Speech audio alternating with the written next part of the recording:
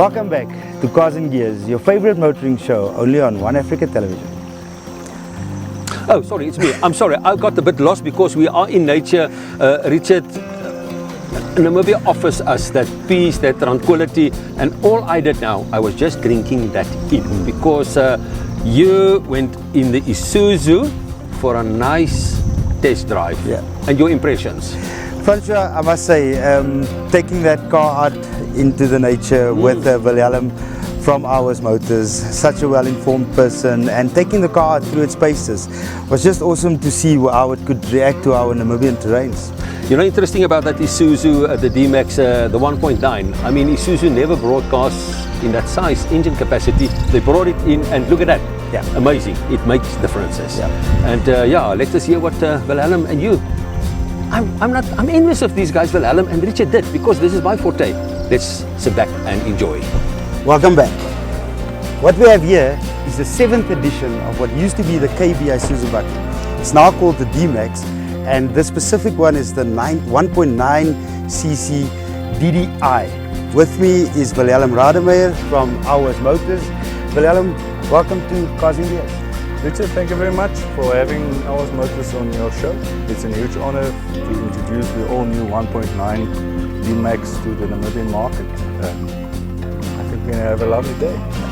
We're at the Yellowstone 4x4 trails. We're going to take it into the trails and see what this baby can do. I think you should drive. Maite, thank you so much. Enjoy.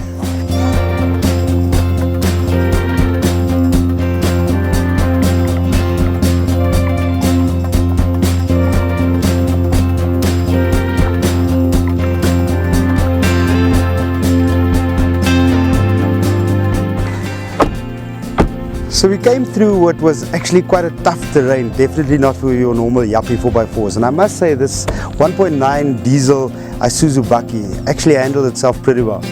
But Alan, what intrigued me most, what impressed me most, was the anti-stall function that the car has.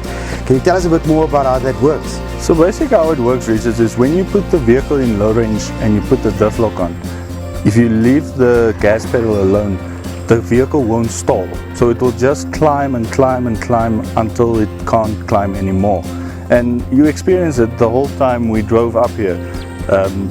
There wasn't once that the vehicle wasn't able to get up the hill or went down the hill or cross a ravine of any kind. So it's a very modern technology, it's a very nice technology.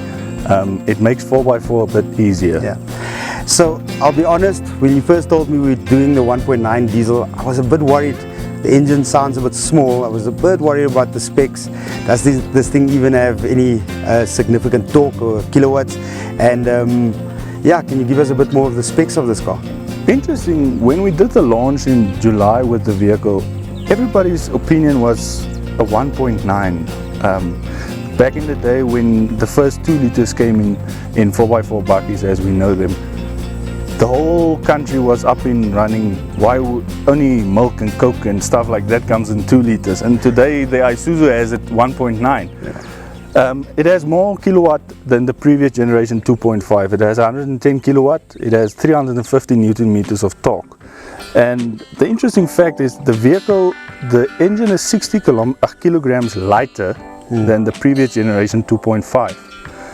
And one might think that they lost weight by putting in a different machine, modern technology, but they actually reinforced the A, B and C pillars of this vehicle. They reinforced the sheet metal to give this Bucky a 4-star NCAP safety rating. Sure. So this is a very safe vehicle, even though it's a budget 4x4, if we can call it that. Yeah.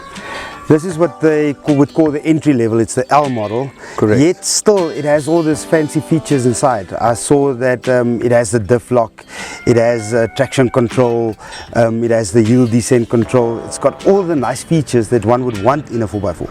Yeah, and that's what adds to the safety rating as well. It has a tonic control system, it has ABS, all of the necessary tools that makes it a safer vehicle to drive. Yeah. With the crash zones that's been reinforced with the airbags and everything. So all in all, even though it's budget, it's not unsafe. So the A-pillar the B pillar, and the C pillar was reinforced with the weight they saved on the engine.